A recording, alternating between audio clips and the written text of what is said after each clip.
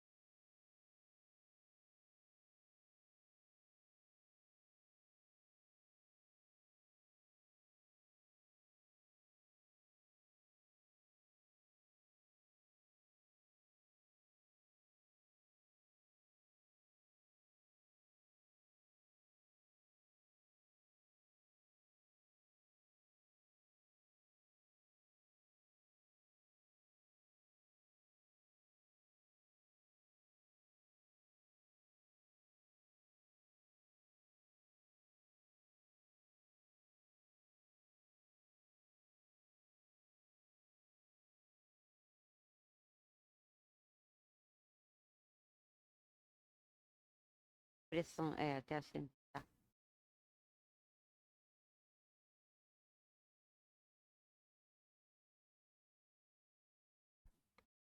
Alô,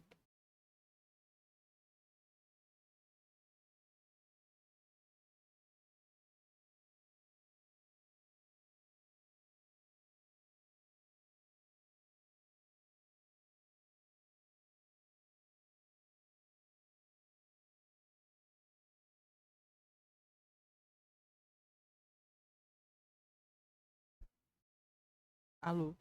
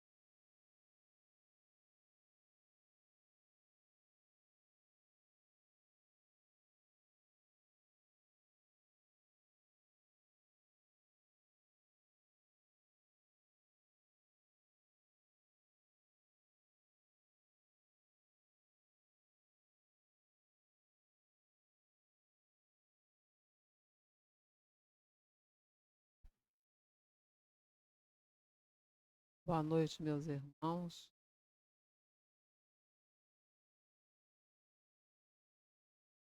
Alguém aqui pela primeira vez?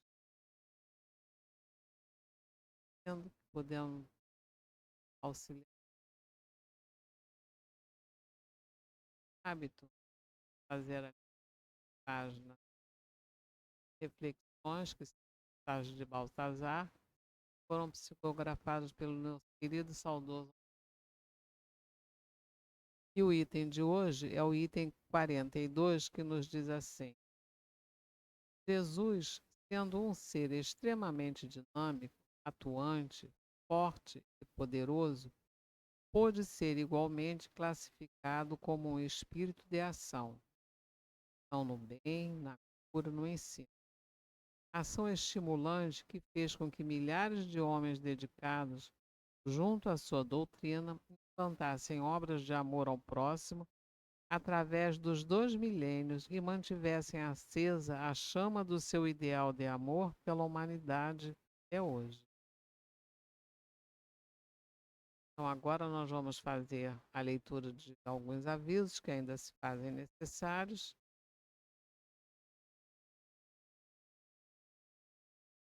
Nós dispomos do serviço de irradiação e preces e basta colocar os nomes com o endereço completo uma vez por mês nas caixinhas azuis que ficam na entrada da casa. A irradiação é para encarnados e caso a pessoa tenha ideias suicidas ou tentativa de suicídio, colocar ao lado essa observação. E prece é para os desencarnados. Caso a pessoa tenha desencarnado através do suicídio, colocar também esta observação e para a prece do desencarnado também lembrar de colocar a data de nascimento e o do desencarne. Aqueles que desejarem conversar com alguém, no final da reunião dirijam-se à mesa e indicaremos uma pessoa para o atendimento fraterno. A casa oferece o curso de valorização da vida aos sábados, às 16 horas. Esse curso não tem pré-requisitos. E nós convidamos a todos para participar do nosso rodízio de pizza, que vai ocorrer no dia 13 de outubro, e no horário de 15 às 18 horas. Tragam as famílias de vocês. E os convites já estão à venda na secretaria, na livraria e na cantina. Convidamos também aqueles que têm mais de 60 anos ou mais, 60 anos ou mais, que participe do Centro de Convivência Vicente de Paulo, que funciona toda terça-feira, de 9 da manhã ao meio-dia.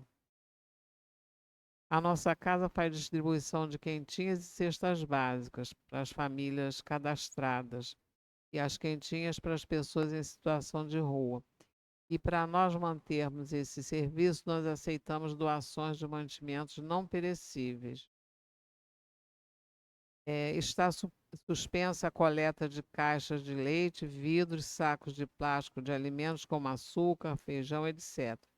Mas nós continuamos a receber plásticos duros, PETs, papéis brancos, mistos e papelão, metais pequenos, alumínio, ferro e aço e óleo vegetal usado. Para melhores informações, é só nos procurar no final da reunião. Aviso para os médiuns que no dia 22 de setembro nós teremos a reunião de médiuns e compistas. E por último, solicitamos que desliguem os celulares. Agora nós vamos fazer a leitura da página que vocês têm em mãos. É a nossa página de abertura, né? E é do livro Instrumentos do Tempo.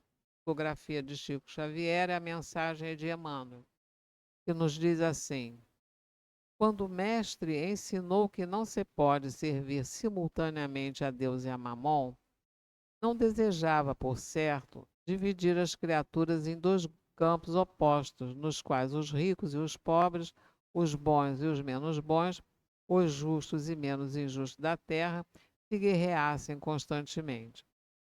Encontrando um doente que nos propomos aliviar ou curar, efetuamos imediata separação entre enfermo e enfermidade, atacando a moléstia e protegendo-lhe a vítima. Ninguém cogita de eliminar socorrendo ou de matar medicando. Por isso mesmo, em nos sentindo defrontados pelo avarento, saibamos afastá-lo da usura, despertando-o para a caridade. Se somos chamados a cooperar no levantamento de alguém que se entregou ao desequilíbrio, ajudemo-lo a soerguer-se com a verdadeira confiança em si mesmo, devidamente restaurada. Se o mestre nos pede o concurso amigo ao lado de um irmão delinquente, busquemos estipar-lhe as chagas do remorso, restabelecendo-lhe as oportunidades de refazer-se e servir. Há quem se isole da luta a pretexto de cultivar a sublimação. Entretanto, é sempre fácil satisfazer os imperativos da virtude onde não há tentações, e não é difícil atender à caridade onde a fartura se revela excessivamente. Colaboremos com o Senhor em sua obra divina, acendendo luz na sombra e oferecendo bem ao mal, a fim de convertermos a animalidade primitiva em humanidade real.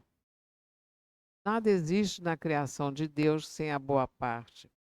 Esforcemo-nos por desenvolver os menores princípios de elevação que nos felicitem o caminho, buscando nas almas, por mais aparentemente transviadas ou infelizes, a parte melhor de que são portadoras, e, embora movimentando os nossos recursos entre os grandes expoentes do erro e da indisciplina, estarem os realmente a serviço do Senhor que nos confiou com o aprendizado da terra a nossa bendita oportunidade de aperfeiçoamento e elevação.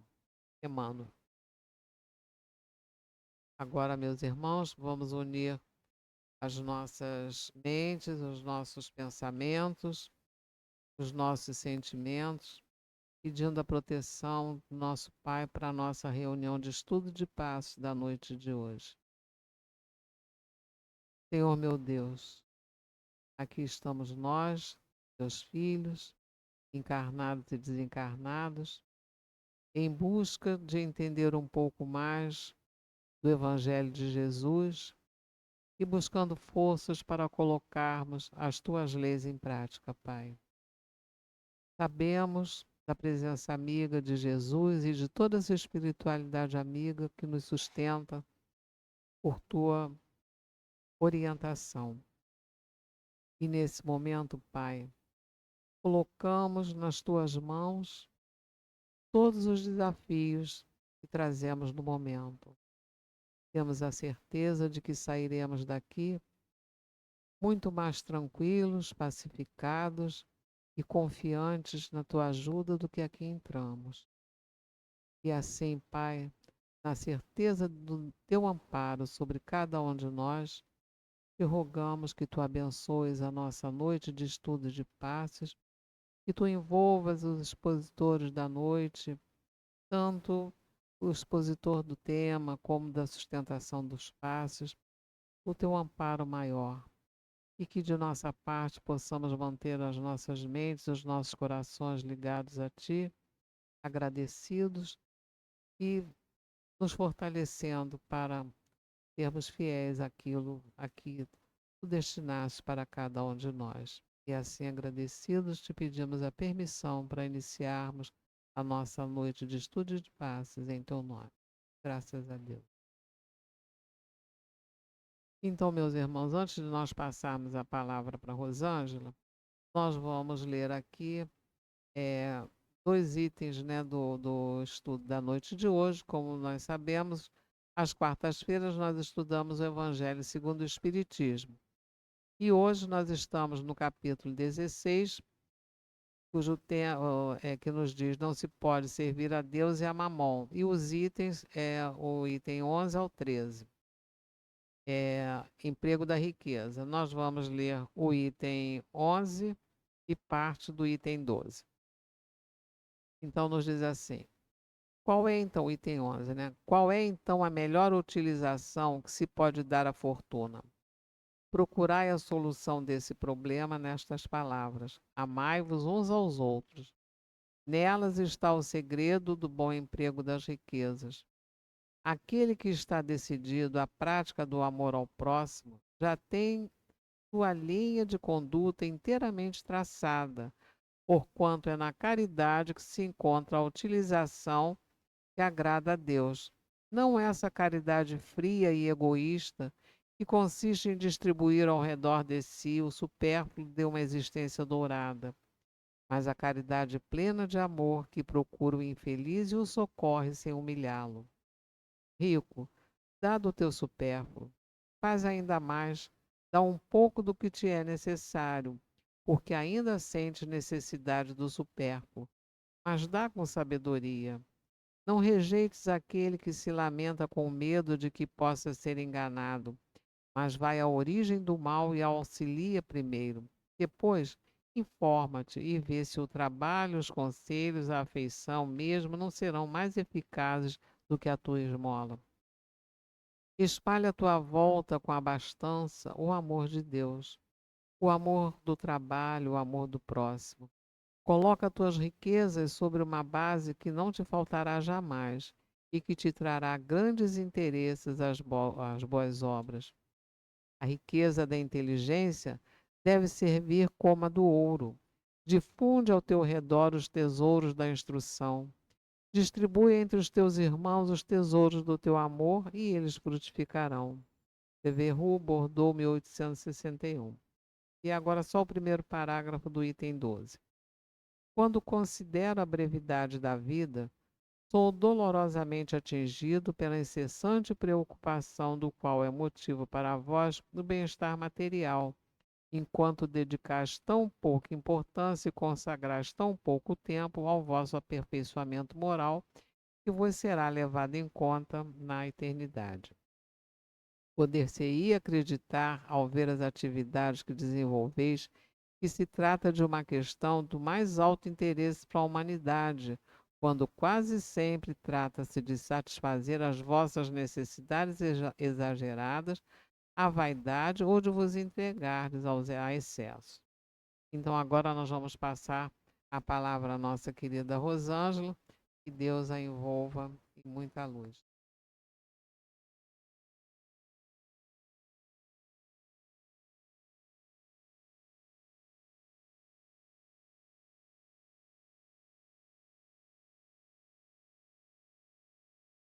Boa noite para todos.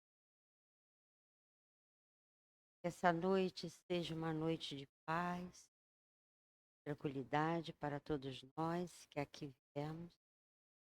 E os nossos irmãos que estão nos ligados na internet, e os nossos irmãos desencarnados, que aqui vieram buscar pouco de luz, pouco de consolo. Quando a gente vai fazer um tema, estudar um tema, a gente sempre se depara com aquilo que está defasagem ainda em nosso coração. E esse tema da riqueza, do emprego da riqueza, ele de uma certa forma, ele foi um tema para mim de muita reflexão, por conta de que os nossos atos, os nossos hábitos nos leva muitas das vezes a não empregar aquilo que temos de riqueza em nossa vida. E observando o chamado 7 pecados capitais, ele está lá dentro do segundo, mais rigoroso do que nunca, a avareza. E como também a nossa queda da humanidade é o caminho que mais tem queda, é do emprego da riqueza, é a loucura pelo ouro. Só perde para a questão da sensualidade, da sexualidade. A humanidade ainda capenga muito com esses valores nocivos à sua alma, trazendo a lembrança da história que Jesus conta, que um homem muito rico, ele tinha acumulado frutas no seu celeiro. Ele tinha conseguido preencher, abarrotar aqueles celeiros. Mas ele se deu conta de que ele precisava de mais celeiros. E ele disse para consigo mesmo: eu preciso fazer mais e maiores celeiros para que eu possa armazenar, amontoar tudo o que eu vou receber. E assim ele fez. Ele colocou tudo aquilo, abarrotando seus celeiros em proporções gigantescas. E aí ele depois falou consigo próprio, com a sua alma: agora eu estou satisfeito. Eu tenho tudo muito.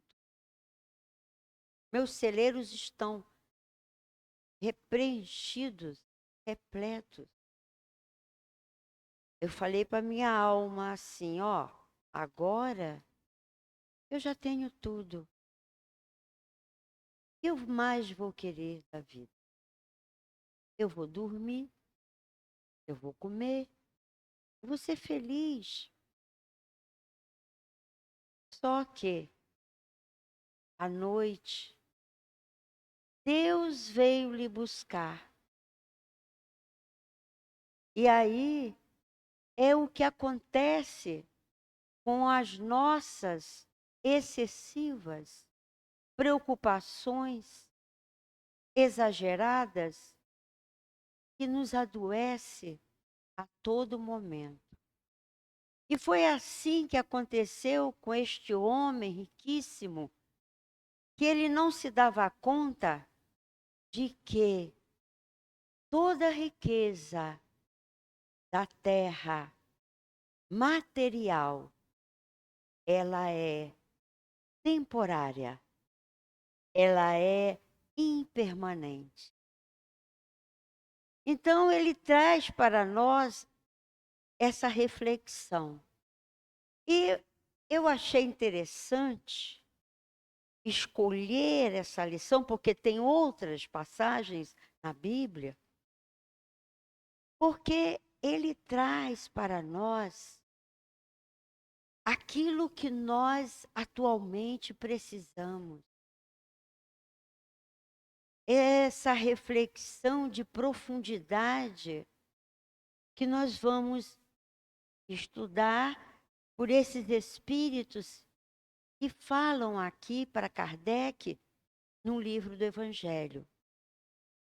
Porque nós sabemos que, de fato, aonde está o nosso tesouro? Aonde está o nosso tesouro? Aí estará o nosso coração. Se o nosso tesouro estiver em algo extremamente material, nós vamos sentir um vazio na alma. Porque os valores que preenchem a alma são valores que muitas das vezes, como diz a lição de abertura, nós não nos damos conta dele. Nós ficamos muito no mamon e esquecendo de Deus. 90% das nossas andanças, vivências, preocupações estão presas nas nossas situações cotidianas, se necessárias, sim, mas exageradamente consumindo as nossas energias espíritas, consumindo a nossa saúde, a nossa vitalidade de ser encarnado. Então, nós vamos então falar do espírito que ele trouxe para nós, o espírito Chevorus. É o item 11 do Evangelho, dessa lição, emprego da riqueza. Ele vem falando na utilização. Ele usa que a generosidade dos recursos, porque estão esses recursos intrínsecos, muitas das vezes, em atos que a gente faz e talvez a gente não se dê conta. Então ele chama atenção para nós de que quando nós utilizamos a generosidade em qualquer grau da nossa vida, em qualquer ato que a gente possa fazer, essa generosidade, ela tem um ponto do amai-vos aos outros. Nós não nos observamos quanto a isso. E isso não deixa de ser o emprego da riqueza. Esse emprego da riqueza se traduzindo na generosidade. Que a generosidade, ela é o inverso, o antônimo da avareza. Então, o hábito que nós podemos observar em nós, quão tanto estamos sendo generosos. Uma faísca de generosidade já vai nos preencher de algo harmonioso, porque nós não damos conta do que é a harmonia no nosso nível espiritual. Porque é dando aquilo que sai do nosso coração, daquilo que a gente já possa dar, de pouco. Aquilo vai nos favorecendo de riqueza, de prosperidade. E o emprego das riquezas, ele é não só grandiosas fortunas. Numa sociedade onde reina a fraternidade, é uma sociedade próspera, rica e harmoniosa.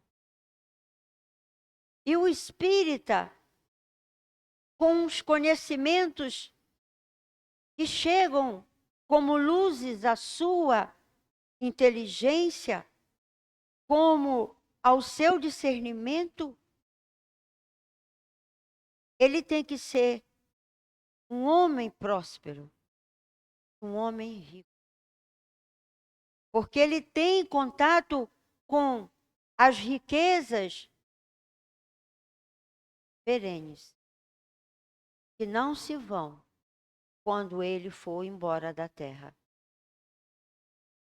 A doutrina dos espíritos, ela traz para nós o elenco onde vamos nos debruçando a cada estudo, a cada reunião, preenchendo o nosso coração, preenchendo e desenvolvendo os nossos novos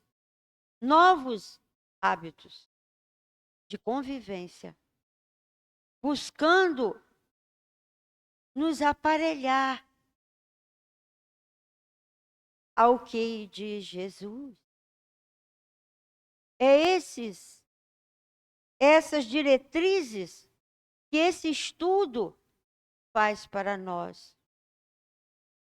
E as boas obras, eivadas de amor, como será esse amor?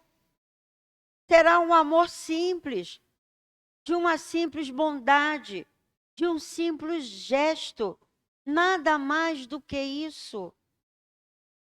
A boa vontade tem que fazer parte. Às vezes estamos tão lacrados, tão sisudos, tão presos na nossa avareza. Porque a avareza, ela é tudo que retém de nós.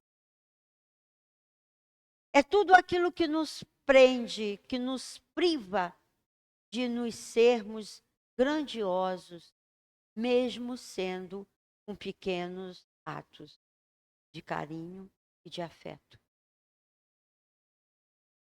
Então, essa avareza que nos corrói, nos entristece, ficamos cabisbaixo por conta da nossa própria retenção, de não nos sairmos de nós para empregar aquilo que nós temos de talento, porque não existe, como diz a página inicial. Ela nos diz, a página inicial, nada existe na criação de Deus sem a boa parte. E é nessa boa parte que o espírita tem que buscar em si para se lançar no meio em que está vivendo, no meio da adversidade em que está passando. Pois é lá que está o trabalho dele executar. É lá que está a tarefa. Então, é a mensagem do Evangelho. Nós vamos falar do item 12, que vem falando do espírito protetor. Um espírito que dá a mensagem e se coloca protetor. E ele diz assim: dedicação exagerada ao bem-estar material supera, e muito tão pouco temos ao nosso aperfeiçoamento moral. Então ele traz para nós que a nossa dedicação exagerada, não que não haja, por nossa parte, uma dedicação ao nosso convívio, à nossa vida material. Porque nós precisamos de um conforto, nós precisamos de um asseio, nós precisamos de um luxo também. Mas nós precisamos verificar que parte que está tomando esse exagero da vida material. Quanto tempo nós levamos, talvez décadas, investindo em construções materiais. E quando pensamos na aposentadoria, podemos dizer: quando eu me aposentar, ficarei à disposição do trabalho do espírito. E aí, a velhice, que é uma lei da natureza, ela vem para todos. E muitas das vezes, ela vem com problemas no corpo físico. E aí, nós não podemos. Vamos ter que voltar com a bolsa vazia, porque o ouro da vida espiritual é outro. É o trabalho que nos dá dignidade, mas não é o trabalho remunerado. Não é o trabalho da subsistência. Não é o trabalho que você faz, recebe e acaba. é o trabalho do sacrifício, da nossa elevação, da busca da nossa moralidade espiritual, dos nossos quistos espirituais, que ainda nos deixa tão pesados.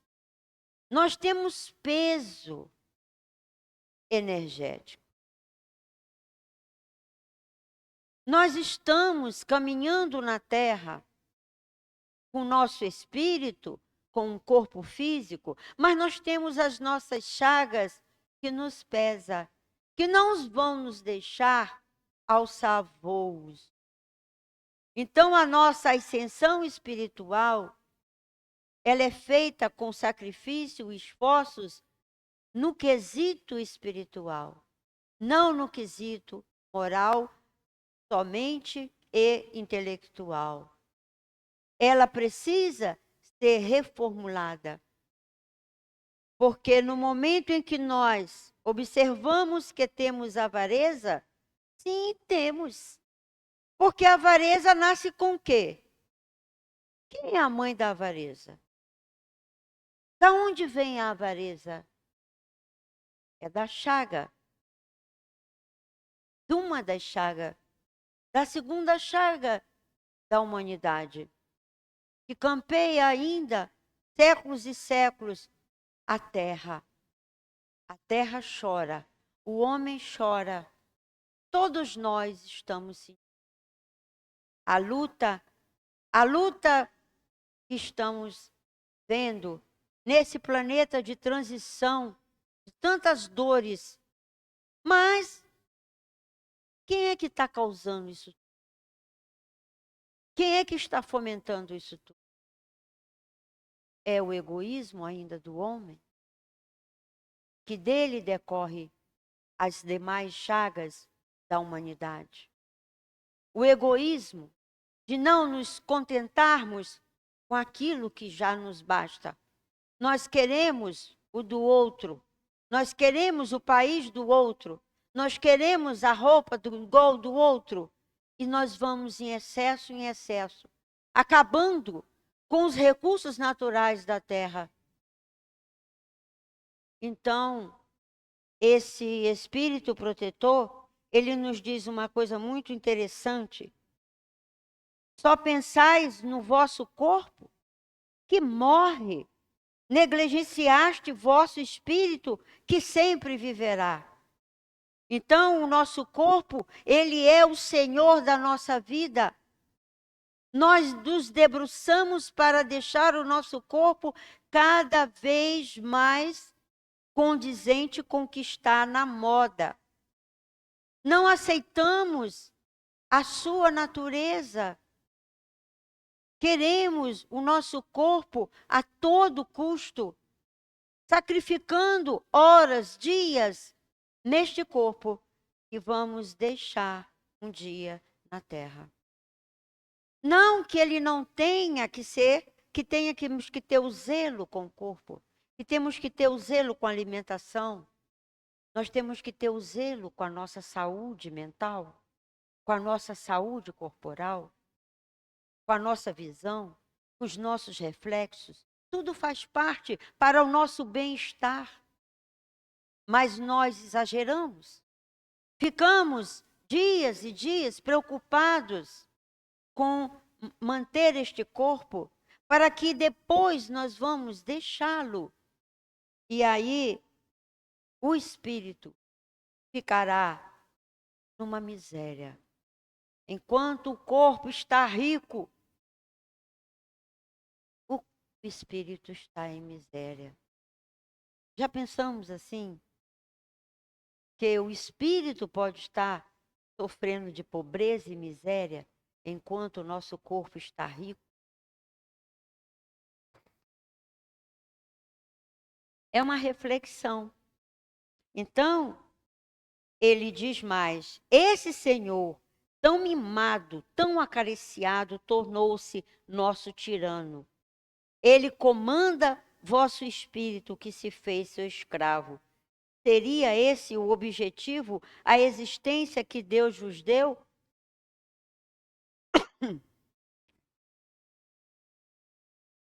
É de pensar.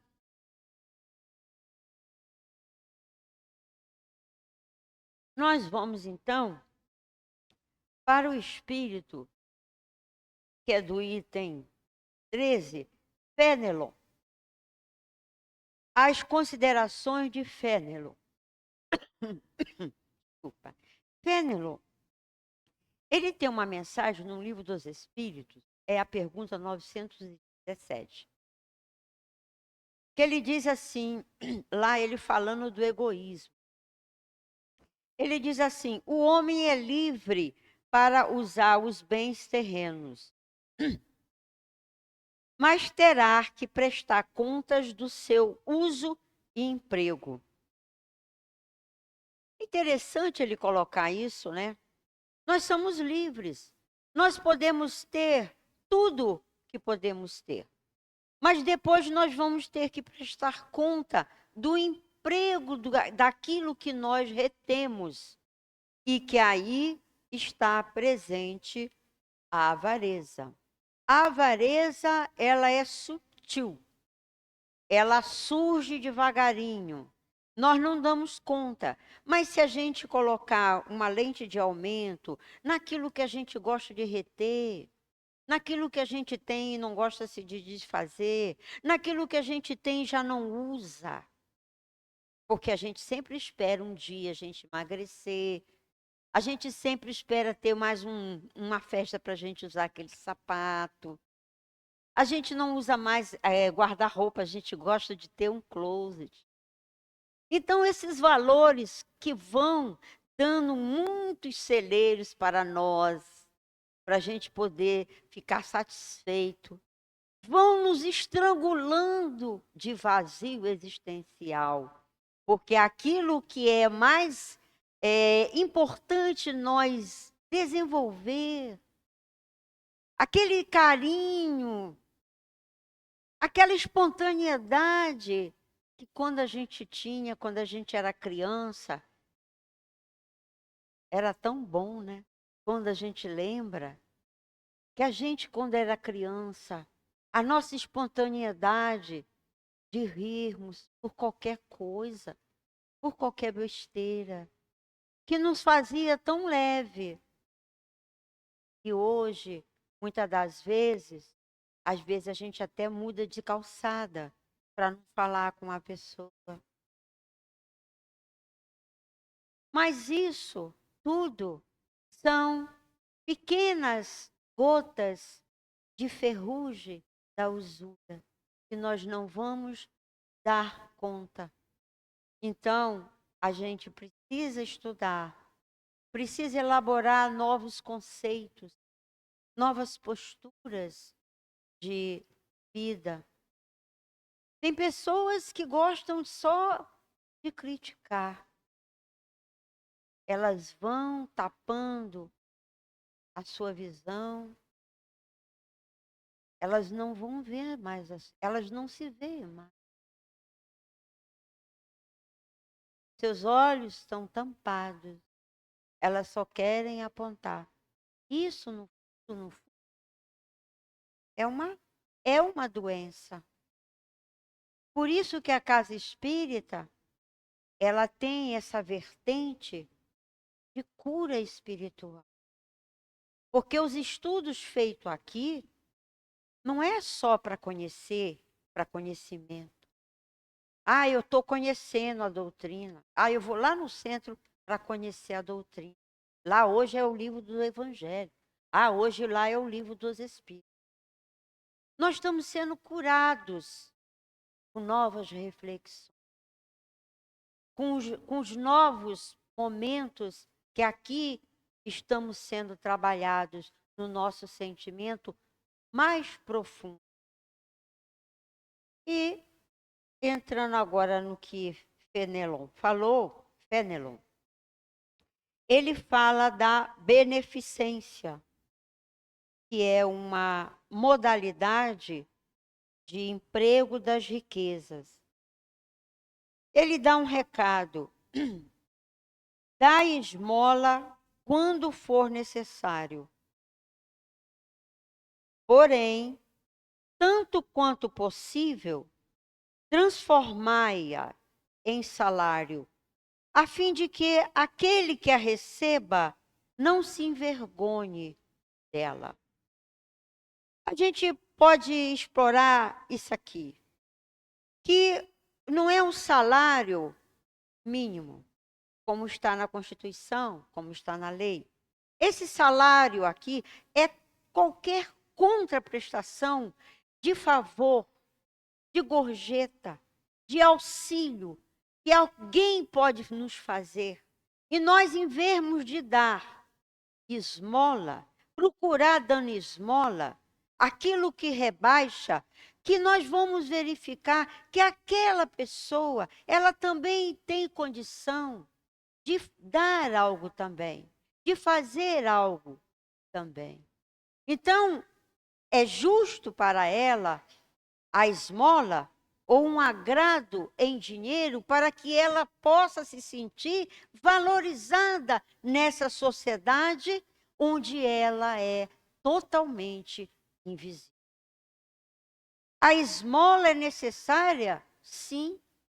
Mas quando nós podemos ajudar uma pessoa para que ela varra o nosso quintal, para que ela nos ajude alguma coisa, e nós, em vez de dar uma esmola, nós podemos dar a ela um valor monetário para que ela se sinta valorizada. Porque o emprego da riqueza, ele passa pela valorização que nós podemos lançar a mão ao outro. Porque aí, vejam, que o trabalho, ele tem essa tônica de valorização do ser.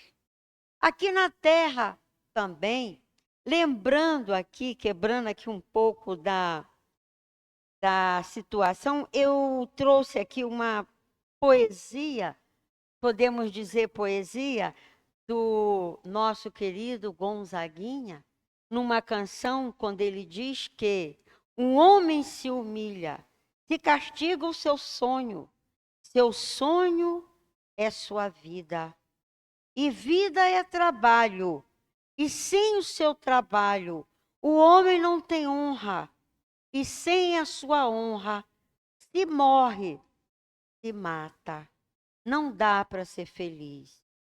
É triste ver um homem guerreiro menino.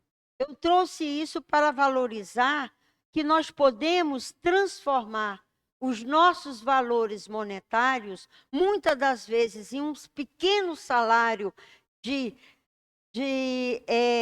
potencialidade para aquele que está vindo ao nosso encontro. Olha, você pode limpar esse carro, você pode lavar este carro para mim, você pode dar um trabalho assim, você pode fazer um favor na minha cozinha que está precisando, para poder eu dar àquela pessoa uma dignidade de trabalho. Porque aí eu estou fazendo uso, eu estou dando um fluxo monetário do meu dinheiro, que eu consegui com o meu trabalho. Porque os Espíritos dizem, aquele trabalho merece, o trabalho honesto merece ser remunerado. Então veja como é que esse tema, ele é um tema extremamente amplo e ele mexe com todos nós. Trazendo aqui, então, uma orientação de Allan Kardec, no Livro dos Espíritos. Allan Kardec faz um comentário na pergunta 685. Ele fala da ciência econômica. A ciência econômica, naquele século, ele procura o remédio no equilíbrio entre produção e consumo. E ele diz, é a educação, não a educação intelectual, mas a que consiste na arte de formar os caracteres, a que inculte hábitos, pois a educação é o conjunto dos hábitos adquiridos, dos hábitos saudáveis, dos hábitos de fraternidades. E as nossas universidades, elas preparam os nossos profissionais para o ganho. Tá certo. Mas o ganho sem a fraternidade, ele se torna o ganho pelo lucro, pelo desvario. Então, essa educação que Kardec coloca aqui para nós é uma nova estrutura educacional que o homem que trabalha, ele tem que focar o meio que ele está convivendo. Ele ganha daquele meio, mas ele dá àquele meio a produção dele também. Então, ele favorece o seu meio social. E aquele meio social, ele vai viver com mais fraternidade, com mais harmonia, porque os seus profissionais, eles vão estar numa dimensão da beneficência. Eles estão na dimensão do amar o outro também. Então veja que o emprego da riqueza de um profissional que tenha consciência de que ele está a servir, ele está a serviço da sociedade. Ele ganha o pão da vida dele. Ele tem as contas dele para pagar. Mas na hora que ele está exercendo a sua profissão, ele tem que se lançar de propósitos caridosos com o cunho da fraternidade. Se é um motorista de ônibus, ele não pode sair sem um cidadão descer do ônibus. Ou se o cidadão subir no ônibus, para que ele possa se dirigir ao seu local de destino. Nós vemos na sociedade a má formação dos caracteres nas educações dos colégios, das universidades. Então, há uma desassociação total dentro do nosso convívio social. E Kardec continua. Ele diz assim, quando se considera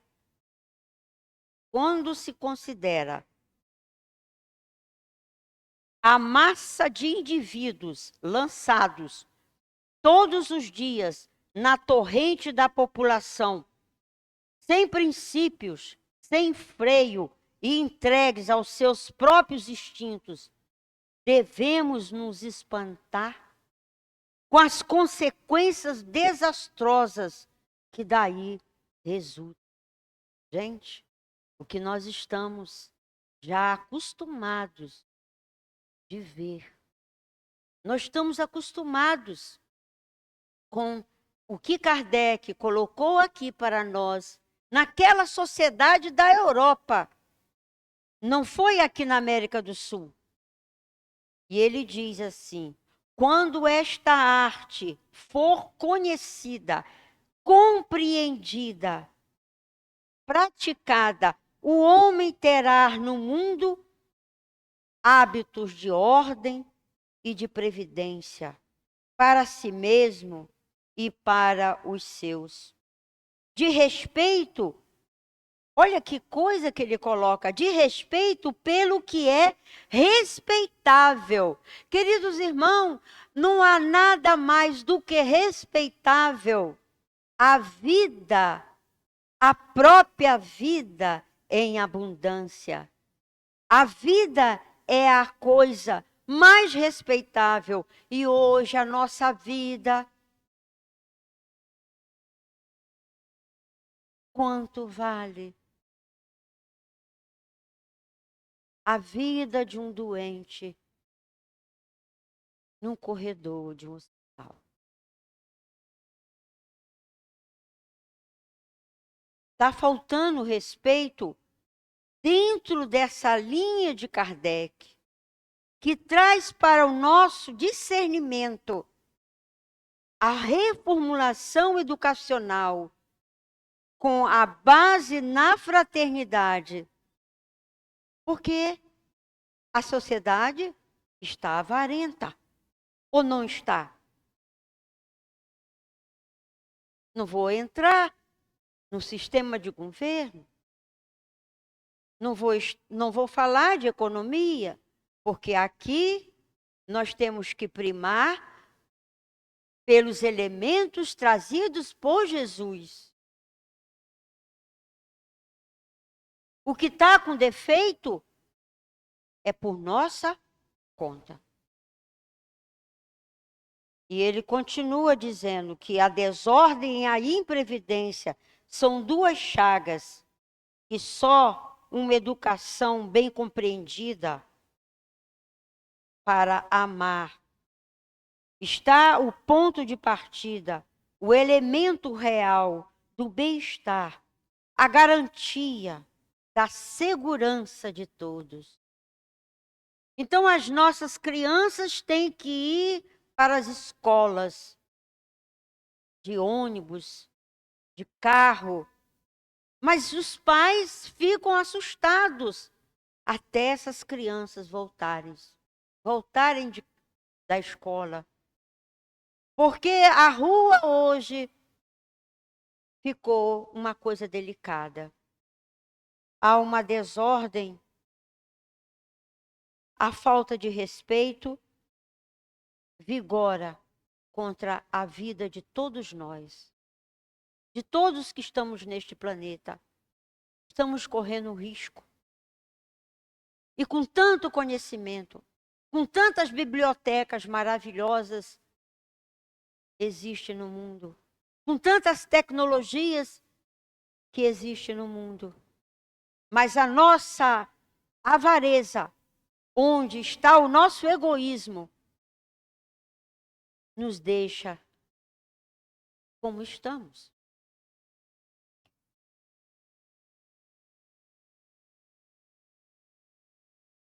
Trazendo uma reflexão agora nas palavras de Jesus, deste livro aqui, Trigo de Deus, de Anália Rodrigues, o Espírito Anália Rodrigues.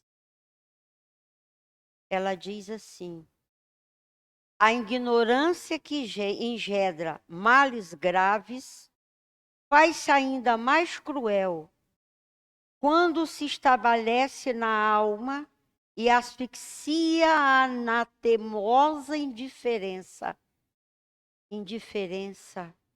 ante as realidades do espírito. A conquista desses preciosos valores da vida, um dos quais, derivado do amor, deve constituir meta e linha de comportamento do homem. A generosidade. Então, ela coloca para nós que a generosidade é o antídoto da avareza. Toda vez em que eu estiver no movimento avaro, que eu lembre da generosidade que está em mim. Por quê? Porque a lição de Emmanuel nos diz assim: nada existe na criação de Deus sem a boa parte. Então eu tenho essa boa parte em mim e em todos nós. Mas que parte é essa? A generosidade. Então eu posso lançar-me da generosidade frustrando a nossa avareza diante de uma atitude. Diante de um ato, possamos, então, ir no pouco a pouco, nos livrando desse vício que é cultivado pelo egoísmo dessa sociedade que está aí.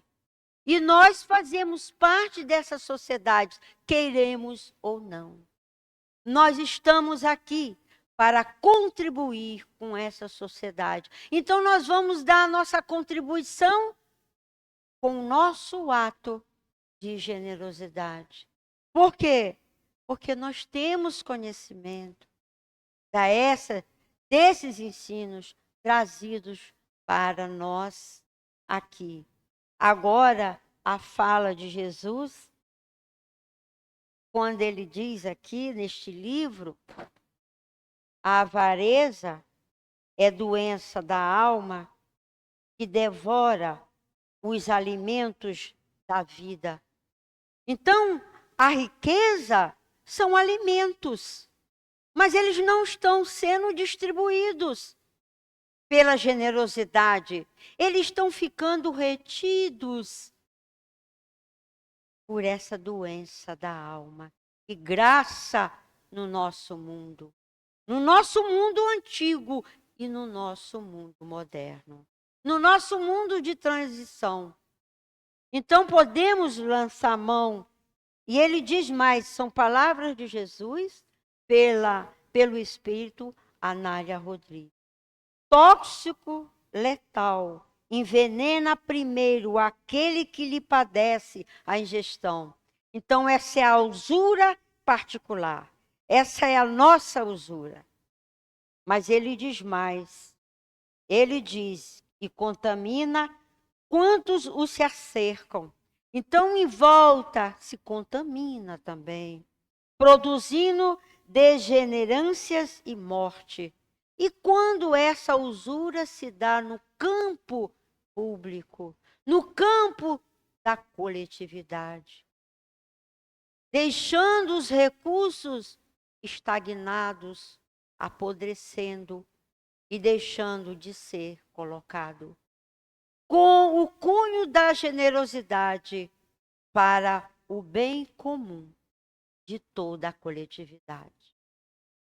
Quando Jesus nos coloca aqui que o avaro é alguém que enlouqueceu e que ainda não se deu conta.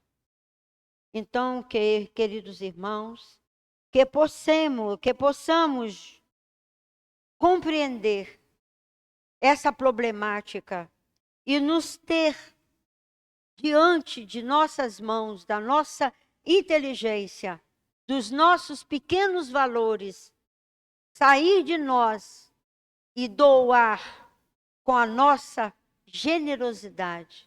Para onde nós passarmos, deixamos a nossa marca de generosidade nesse mundo transitório, para que quando nós chegarmos lá, estaremos em abundância, em riqueza espiritual. Porque Jesus nos disse: brilha a vossa luz. Que luz é essa que nos deixa acurabunhados, nos deixa triste, quando tenhamos dentro de nós tesouros e mais tesouros? Todos nós temos condições de utilizar a generosidade, aniquilando a avareza que reina ainda em nós. E para finalizar a nossa fala, Vinha de Luz, de Emmanuel, ele diz: a vida do homem não consiste na abundância daquilo que possui,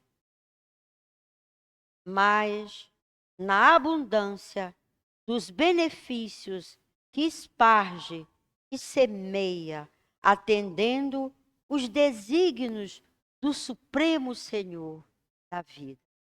É isso, queridos irmãos, que tantas reflexões para a nossa noite de hoje. Muita paz a todos, que Jesus possa nos envolver nos maiores sentimentos da nossa transformação moral, para que a nossa ascensão seja a cada dia um pouquinho mais. Muito obrigada. Boa noite. Obrigada, Rosângela. Possamos repetir realmente que temos muita coisa dentro de nós para doarmos, né? Então, dando continuidade aqui, nós vamos fazer a leitura da página do livro Caminho, Verdade e Vida, que é a psicografia do Chico Xavier, mensagem de Emmanuel. E a questão de hoje, a lição de hoje é a 157, que nos diz assim: faze isso e viverás. E disse: Respondeste bem, faze isso e viverás. Isso está em Lucas, capítulo 10, versículo 28. O caso daquele doutor da lei que interpelou o mestre a respeito de que lhe competia fazer para herdar a vida eterna, reveste-se de grande interesse para quantos procuram a bênção do Cristo. A palavra de Lucas é altamente elucidativa. Não se surpreende Jesus com a pergunta e, conhecendo a elevada condição intelectual do consulente, indaga acerca da sua concepção da lei e fala sentir que a resposta à interrogação já se achava nele mesmo, esculpida na tábua mental de seus conhecimentos. Respondeste bem, diz o mestre, e acrescenta: faze isso e viverás. Semelhante afirmação destaca-se singularmente porque o Cristo se dirigia a um homem em plena força de ação vital, declarando, entretanto, faze isso e viverás. É que o viver não se circunscreve ao movimento do corpo nem à exibição de certos títulos convencionais. Estende-se a vida às esferas mais altas, a outros campos de realização superior com a espiritualidade sublime. A mesma cena evangélica diariamente se repete em muitos setores. Grande número de aprendizes, plenamente integrados no conhecimento do dever que lhes compete, tocam a pedir orientação dos mensageiros divinos quanto melhor maneira de agir na terra. A resposta, porém, está neles mesmos, em seus corações que temem a responsabilidade, a decisão e o serviço áspero. Se já foste banhado pela claridade da fé viva, se foste beneficiado pelos princípios da salvação, executa o que aprendeste do nosso Divino Mestre. Faze isso e viverás. Agora nós vamos pedir aos médios que tomem suas posições e nós outros que aguardamos o movimento dos passes, vamos manter as nossas mentes, os nossos corações elevados, tendo a certeza de que a espiritualidade amiga se faz presente, que o nosso Mestre Jesus está junto de nós. Vamos entregar todos os desafios da nossa vida na mão do Mestre, na mão de Deus, e eles sabem melhor do que nós o caminho a tomar. Que tenhamos fé e confiança nas respostas que emanam do Pai.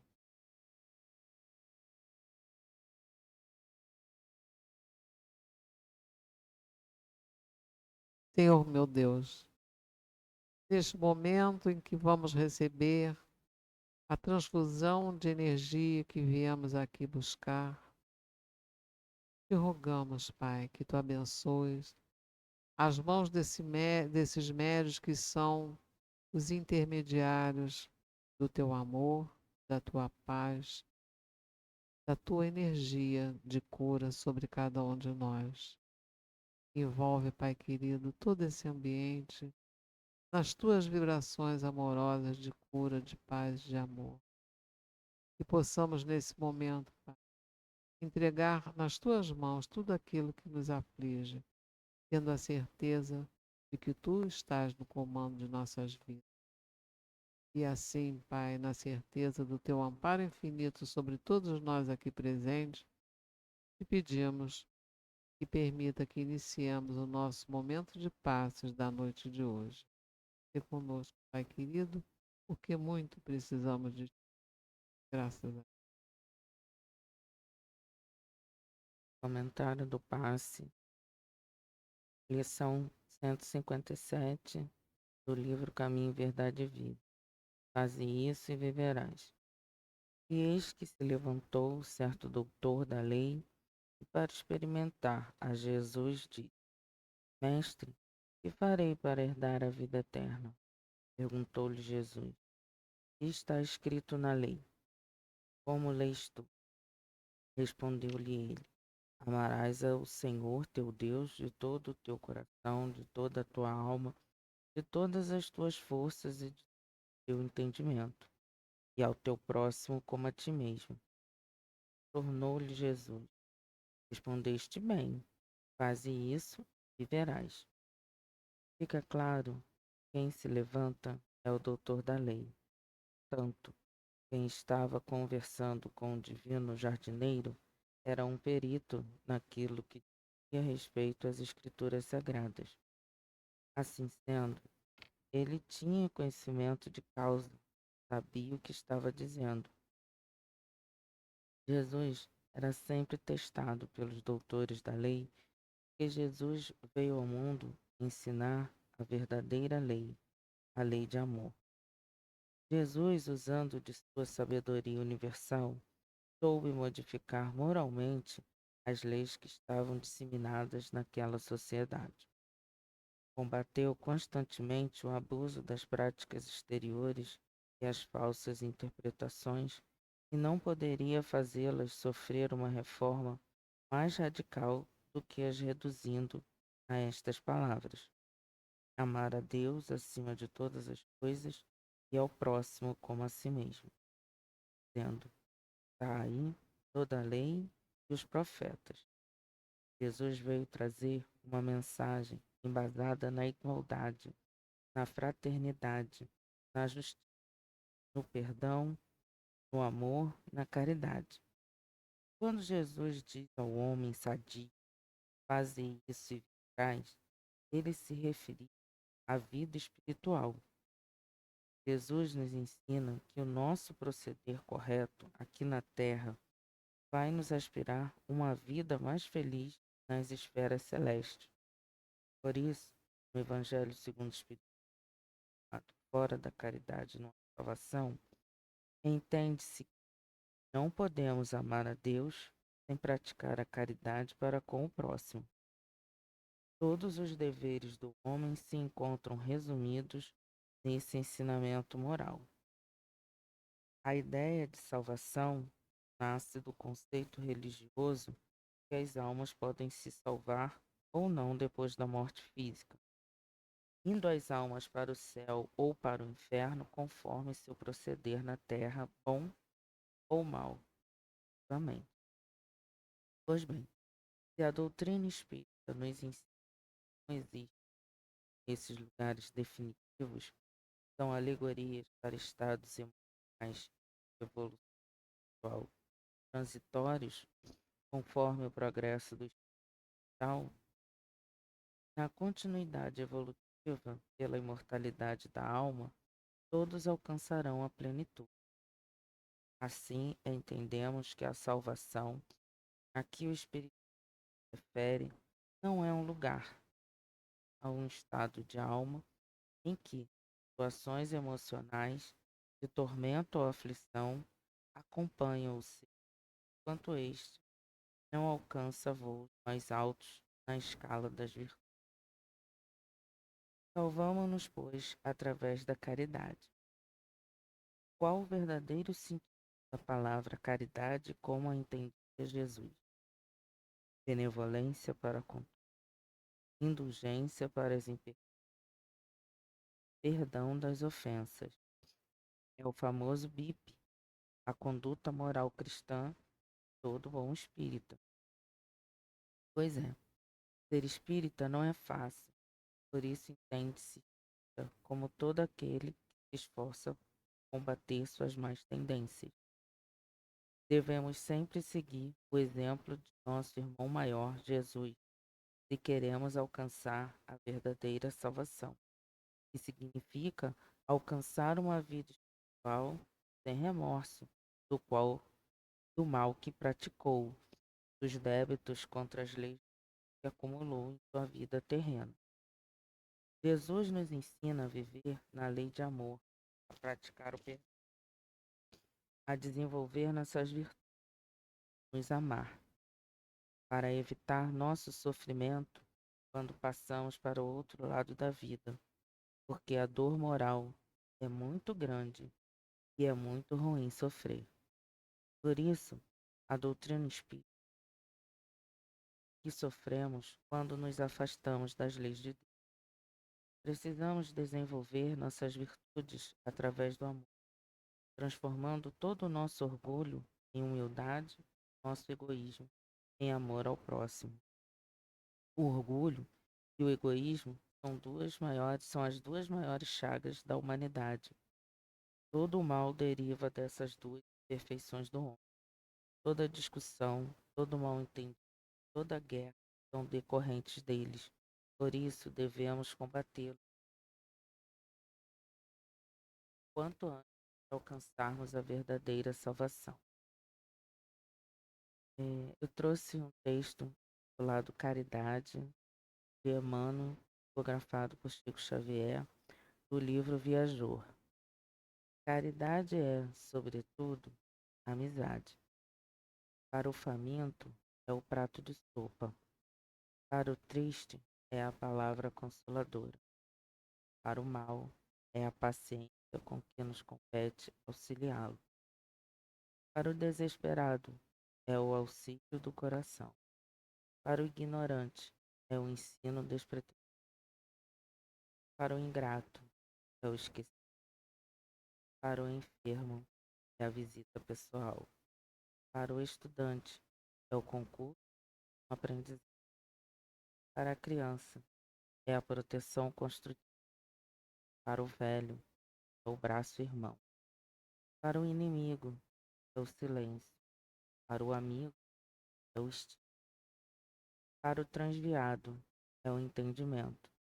Para o orgulhoso é a humildade. Para o colérico é a calma. Para o preguiçoso é o trabalho. Para o impulsivo, a serenidade. Para o leviano é a tolerância. Para o deserdado da terra é a expressão de carinho. Caridade é amor, em manifestação incessante e crescente. Muita paz a todos.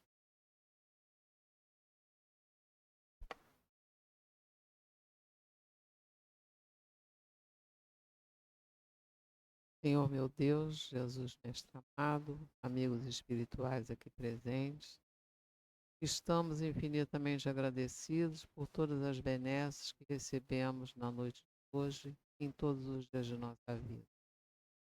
Pai querido, nós temos a certeza do teu amparo em nós a cada instante. E por isso, Pai, sabemos que com a tua ajuda, teu amparo, chegaremos em segurança aos nossos pontos de origem e que todos os desafios da nossa vida estão sob teu comando. E assim, Pai, vamos ter a certeza dentro de nós que todas as situações que ainda são conflitantes para nós serão resolvidas sob a tua luz, sobre a tua paz, sob o teu amor. Que possamos, Pai, sair daqui mais confiantes e na próxima semana estarmos aqui mais uma vez buscando o conhecimento, buscando o entendimento da nossa vida, o conhecimento interior de cada um de nós. E assim, nessa certeza, Pai, agradecidos, te pedimos a permissão para encerrarmos a nossa noite de estudo de passos do dia de hoje. Sê conosco, Pai querido, porque nós muito precisamos de ti. Graças a Deus.